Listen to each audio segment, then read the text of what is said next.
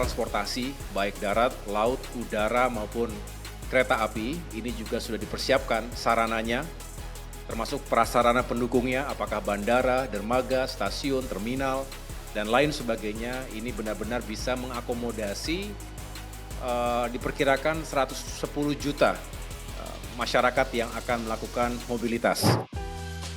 Menko Infrastruktur dan Pembangunan Kewilayahan Agus Harimurti Yudhoyono memaparkan kesiapan sarana dan prasarana transportasi jelang libur Nataru. Diketahui jelang libur Natal dan Tahun Baru, sebanyak 800.000 tiket kereta api telah terjual dari 3.200.000 lebih total kapasitas kursi yang disediakan. Tujuan yang banyak diminati adalah Yogyakarta, Solo, Surabaya, dan Semarang. PT KAI sendiri menetapkan masa angkutan Natal 2024 dan Tahun Baru 2025 berlangsung selama 18 hari, mulai dari 19 Desember 2024 hingga 5 Januari 2025. 30% tiket kami sudah terjual, artinya 800.000 tiket itu sudah terjual untuk kereta jarak jauh. Dan seperti biasa untuk yang menjadi favorit itu berangkat dari Pasar Senen menggunakan kereta ekonomi dan tujuannya adalah Jogja Solo, kemudian juga Surabaya Gubeng dan sebagian ke Semarang. Direktur Utama Jasa Marga Subakti Syukur menyebut, proyeksi pergerakan dilakukan sejak tanggal 18 Desember 2024 sampai dengan 4 Januari 2025 melalui 4 gerbang tol utama, yakni gerbang tol Cikarang Utama, Kaliurip Utama, Ciawi, dan Cikupa. Proyeksi sebagaimana digambar, proyeksi volume lintas keluar Jakarta melalui 4 gerbang utama, yaitu gerbang-gerbang yang krusial, yaitu Cikampek Utama, Kaliurip Utama, Ciawi, dan Cikupa.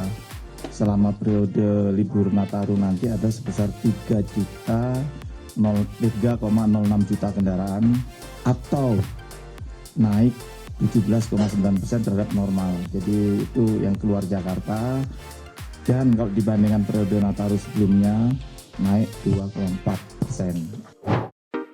Jasa Marga juga memperkirakan puncak arus mudik Natal terjadi pada 21 Desember 2024 dan puncak arus balik pada 29 Desember 2024. Diperkirakan volume lalu lintas mencapai 221.766 kendaraan. Aktivitas jelang libur Nataru juga terjadi di Satuan Pelaksana Terminal Bus Kalideres, Jakarta Barat. Pemeriksaan uji kelayakan bus angkutan Nataru ramai dilakukan Badan Pengelolaan Transportasi Jabodetabek dan Dinas Perhubungan di terminal tersebut. Untuk sistem utama maupun sistem penunjang itu harus lengkap ya. Kemudian berfungsi dengan baik seperti sistem rem, ya, sistem roda, sistem kemudi, sistem lampu itu harus beroperasi dengan baik. Jadi bisa digunakan dan tidak dalam kondisi, misalnya contohnya rem itu harus bagus ya. Untuk bis akap yang tidak layak jalan itu tidak boleh kita berangkatkan. Kesibukan jelang libur Nataru juga tak kalah ramai di sektor angkutan laut.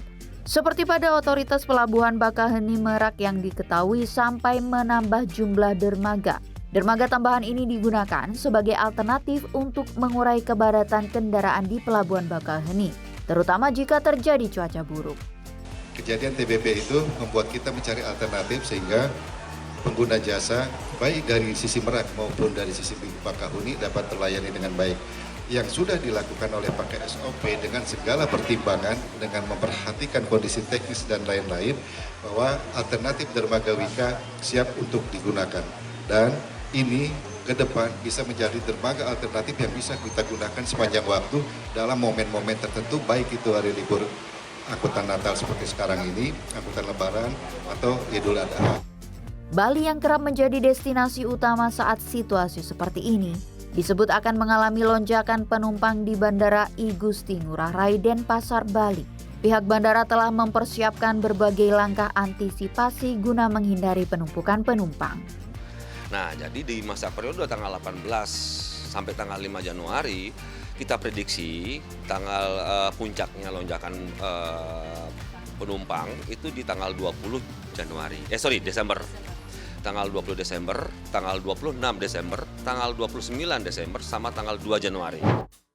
Di sisi lain, Korlantas Polri memberlakukan pembatasan angkutan barang di ruas tol mulai tanggal 21 Desember 2024.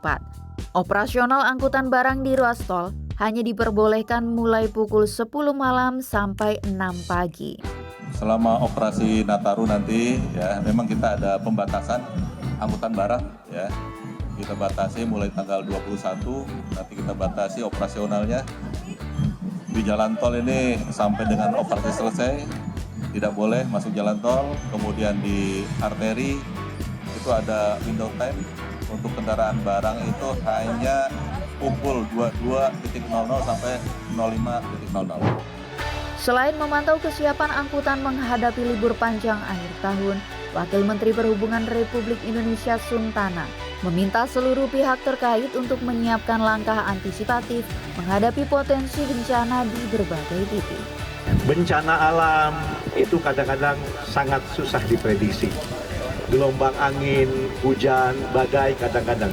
Nah, di beberapa ruas jalan bukan hanya di daerah pertembangan saja, kita juga mengantisipasi terjadinya longsor, terjadinya banjir, terjadinya gelombang besar. Nah, kita tadi juga bersepakat untuk melaksanakan rencana kontingensi di berbagai moda transportasi. Khususnya yang sekarang ada ini, bagaimana masyarakat tidak merasa khawatir bila terjadi perubahan gelombang. Pemerintahan Pekerjaan Umum Kementerian Perhubungan dan Korlantas Polri akan memberlakukan sistem lajur pasang surut atau kontraflow selama momen libur Nataru 2024. Kenyamanan dan keamanan publik menikmati libur Natal dan Tahun Baru adalah prioritas utama pemerintah menjelang datangnya Tahun Baru dengan harapan baru. Menikmati liburan dengan aman dan nyaman bisa menjadi sedikit hiburan bagi rakyat menghadapi berbagai pungutan dan kenaikan pajak penghasilan di tahun depan.